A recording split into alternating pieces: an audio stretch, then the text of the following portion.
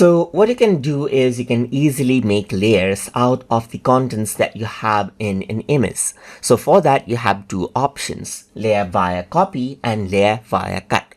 So let's just go around and explore those. I'm going to go around and take the ellipse tool or maybe the lasso select tool right here and select out this particular section of the image. So now while I'm in selection tool itself, I can go around and right click, and over here you can see that I have an option layer via copy and layer via cut.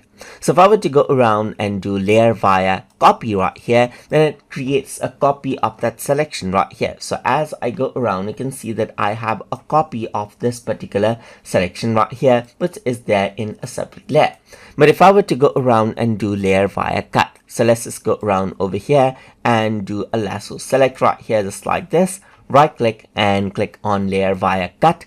Then what happens is that it cuts out the portion from the bottom layer right here and then moves the content over here onto the main layer, just like that. And that is how you can work around with layer via copy and a layer via cut. That is how you can work with it inside a Photopea.